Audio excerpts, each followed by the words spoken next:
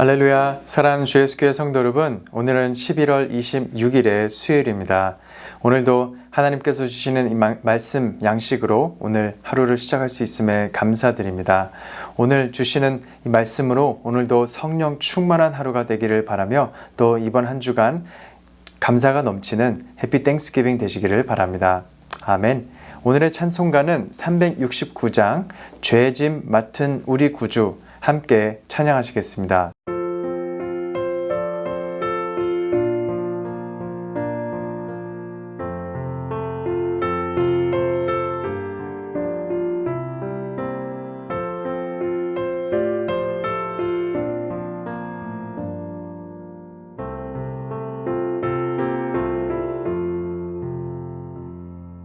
죄짐 맡은 우리 구주 어찌 좋은 친구인지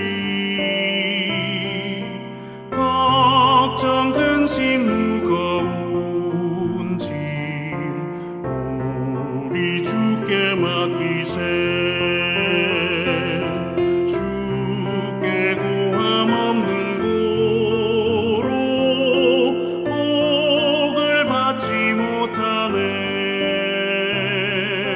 사람들이 어찌하여 아뢰 주를 모를까. 시험 걱정 모든 괴로움 없는 사람 누군가 부질없이 낙심 말고 기도드려 아뢰세. 이런 진실하신 친구 찾아볼 수 있을까. 우리 약함하시오니 어찌 아니하를까.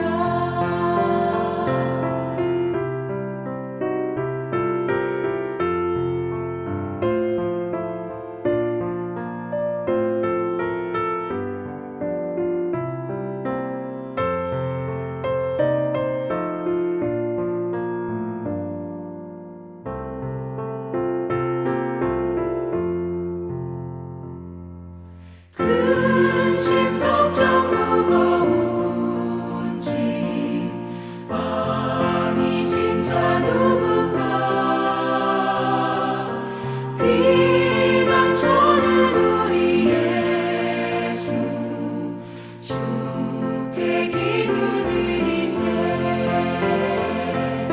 세상 친구 멸시하고 너를 조롱하여도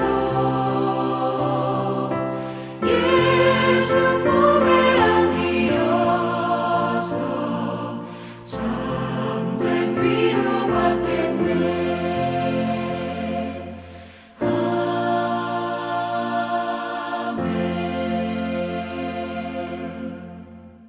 아멘. 오늘도 우리의 죄짐을 맡으신 주님을 찬송하며 찬양하며 나아가길 원합니다. 아멘. 오늘의 말씀은 여호수아 9장 1절에서 15절의 말씀, 함께 하나님 말씀 읽겠습니다. 이 일 후에 요단 서쪽 산지와 평지와 레바논 앞 대해 연안에 있는 셋 사람과 아모리 사람과 가나안 사람과 브리스 사람과 히위 사람과 여부스 사람의 모든 왕들이 이 일을 듣고 모여서 일심으로 여호수아와 이스라엘에 맞서서 싸우려 하더라. 기브온 주민들이 여호수아가 여리고와 아이에 행한 일을 듣고 꾀를 내어 사신의 모양을 꾸미되 헤어진 전대와 헤어지고 찢어져서 기운 가죽 포도주 부대를 나귀에 싣고 그 발에는 낡아서 기운 신을 신고 낡은 옷을 입고 다 마르고 곰팡이가 난 떡을 준비하고 그들이 길갈 진영으로 가서 여호수아에게 이르러 그와 이스라엘 사람들에게 이르되 우리는 먼 나라에서 왔나이다. 이제 우리와 조약을 맺읍시다 하니 이스라엘 사람들이 히위 사람에게 이르되 너희가 우리 가운데 거주하는 듯하니 우리가 어떻게 너희와 조약을 맺을 수 있으랴 하나 그들이 여호수아에게 이르되 우리는 당신의 종들이니이다 하매 여호수아가 그들에게 묻되 너희는 누구며 어디서 왔느냐 하니 그들이 여호수아에게 대답하되 종들은 당신의 하나님 여호와의 이름으로 말미암아 심히 먼 나라에서 왔사오니 이는 우리가 그의 소문과 그가 애굽에서 행하신 모든 일을 들으며 또 그가 요단 동쪽에 있는 아모리 사람의 두 왕들 곧 헤스본 왕과 시온과 아스다롯에 있는 바산 왕 옥에게 행하신 모든 일을 들었음이니이다. 그러므로 우리 장로들과 우리 나라의 모든 주민이 우리에게 말하여 이르되 너희는 여행할 양식을 손에 가지고 가서 그들을 만나서 그들에게 이르기를 우리는 당신들의 종들이니 이제 우리와 조약을 맺읍시다 하라 하였나이다. 우리의 이 떡은 우리가 당신들에게로 오려고 떠나던 날에 우리들의 집에서 아직도 뜨거운 것을 양식으로 가지고 왔으나 보소서 이제 말랐고 곰팡이가 났으며 또 우리가 포도주를 담은 이 가죽 부대도 새 것이었으나 찢어지게 되었으며 우리의 이 옷과 신도 여행이 매우 길었으므로 낡아졌나이다 한지라. 무리가 그들의 양식을 취하고는 어떻게 할지를 여호와께 묻지 아니하고 여호수아가 곧 그들과 화친하여 그들을 살리리라는 조약을 맺고 회중 족장들이 그들에게 맹세하였더라. 아멘. 하나님의 말씀입니다. 하나님 말씀에 감사드립니다. 계속해서 여호수아 9장의 말씀 저희가 묵상하고 있습니다. 우리의 신앙생활에서 이렇게 가장 어려운 순간은 이 분별이 필요한 순간인 것 같습니다. 선한 것처럼 보이지만 그렇지 않은 경우, 옳아 보이지만 하나님 뜻이 아닌 경우가 있기 때문이죠. 오늘 이 본문 말씀은 이 기브온 사람들의 이 속임수 이야기를 담은 내용입니다.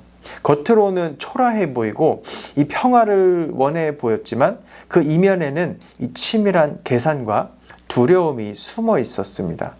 이스라엘은 그 함정에 빠졌고 왜냐하면 이 여호와께 묻지 않았기 때문임을 오늘 이 중요한 14절의 본문 말씀에서 우리에게 말씀하고 있습니다. 그래서 이 본문 말씀은 우리에게 이 분별 없는 호의가 위험하며 하나님께 묻는 순종이 이 지혜임을 말씀해주고 있습니다. 먼저 1절과 2절의 말씀입니다. 이 요단 서쪽에 이 모든 왕들이 이 일을 들음으로써 이제 한마음 일심으로 여호수아와 이스라엘을 대적하러 왔다고 말씀을 시작하고 있습니다. 이 가나안의 여러 왕들은 이 여리고와 이 아이 성이 무너졌다는 소식을 들었습니다. 그리고 하나님께서 이스라엘과 함께 하셨다는 소식이 이 요단 서편 가나안 전체에 퍼졌습니다. 이 일을 들은 그들은 충격을 받고 마음이 흔들리기 시작했죠. 즉 그들의 마음은 이미 이 두려움으로 인해서 흔들리고 있었다는 것이죠.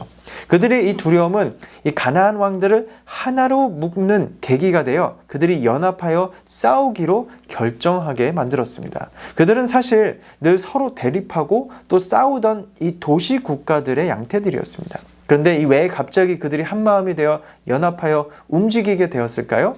이 가나안 왕들의 이 연합은 이 단순한 정치적 연합이 아니었습니다. 이는 이 성경에서 이 반복적으로 우리에게 보여주고 있는 영적인 원리입니다.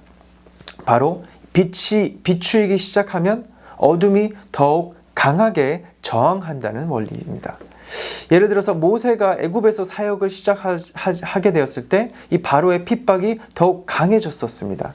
또한 느헤미야가 성벽을 세우기 시작할 때 산발락과 도비아가 이 연합해서 방해하기 시작하였고 예수님께서 복음을 선포하자 이 종교 지도자들이 서로 다른 파벌임에도 불구하고 연합하여 반대하였습니다.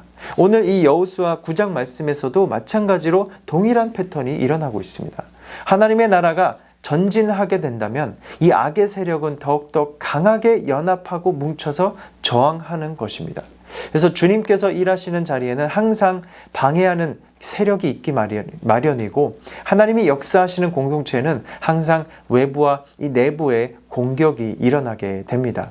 왜냐하면 악은 하나님 나라의 전진을 두려워하기 때문이죠. 하나님께서 우리 삶에서 역사하기 시작하시면 오히려 시험이 올 수가 있습니다. 그러나 우리가 두려워할 필요가 없는 것은 이것이 자연스러운 현상이며 더욱 중요한 것은 악의 연합보다 강한 것이 바로 하나님께서 하나님의 임재가 이미 우리와 함께 하시기 때문이고 하신다는 그 사실을 우리가 믿을 수 있기를 바랍니다. 아멘. 이것은 우리에게 영적인 전쟁의 이 본질을 가르쳐주고 있는 것입니다. 사탄은 혼자 공격하지 않고 서로 다른 방식으로 연합하여 공격하고 있습니다. 시험과 유혹도 여러 방향에서 이 여러 방면에서 한꺼번에 오고 또 외부의 공격과 동시에 이 내부의 흔들림이 있을 수 있다는 것입니다. 따라서 이스라엘이 이 상대해야 하는 것은 이 단순한 군사적 전쟁이 아니라 보이지 않는 세력과의 영적인 전쟁이었던 것이죠. 우리가 잘 알고 있는 에베소서 6장 12절의 말씀에서도 동일한 원리를 말하고 있죠. 우리의 싸움은 혈과 육의 싸움이 아니라 악의 영들에게 대함이라고 말씀하고 있습니다. 여호수아는 이 강한 적보다 더 영적으로 교묘한 전쟁을 맡게 됩니다. 그 전쟁이 바로 이 뒤이어 등장하는 기브온의 속임수의 사건입니다. 3절에서 6절 말씀입니다. 기브온 주민들이 여호수아가 여리고와 아이에 행한 일을 듣고 꾀를 내어 사신의 모양을 꾸미되 헤어진 전대와 헤어지고 찢어져서 기운 가죽 포도주 부대를 나귀에 싣고 또 그 발에는 낡아서 기운 신을 신고 낡은 옷을 입고 또 다 마르고 곰팡이가 난 떡을 준비하였습니다. 또 그들이 길갈 진영으로 가서 여호수아에게 이르러 그와 이스라엘 사람들에게 이르되 우리는 먼 나라에서 왔나이다. 이제 우리와 조약을 맺읍시다. 조약을 맺자고 온 것입니다. 모든 이 장치들이 모든 것이 우리는 먼 나라에서 왔습니다라는 이 연극을 위한 장치였던 것이죠. 그래서 기브온 사람들은 하나님께서 이스라엘과 함께 하신다는 사실을 듣고 인정하고 있었고 싸우기보다는 이스라엘과 이 언약을 맺어 이 살 길을 찾자라는 것이었습니다. 그러나 문제는 이스라엘이 이 연극을 눈으로만 보이는 것으로만 판단했었다는 것입니다.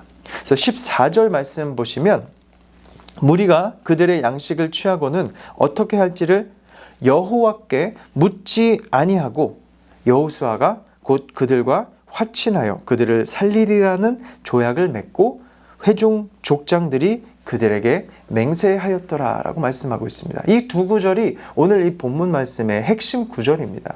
그들은 이 기브온 사람들의 이 낡은 백과 빵을 보면서 그 곰팡이가 쓴 듯 떡도 보았고 틀림없이 이들은 먼 나라에서 왔구나라고 판단했습니다.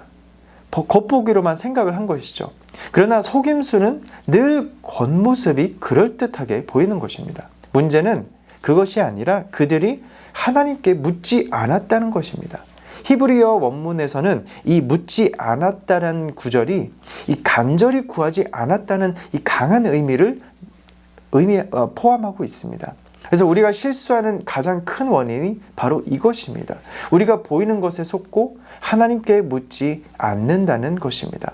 그리고 이스라엘은 결국 이 기브온과 언약을 맺게 됨으로써 이것은 하나님께서 원하지 않은 언약이었지만 또 그 언약은 깨면 안 되는 하나님 앞에 약속이 되었습니다.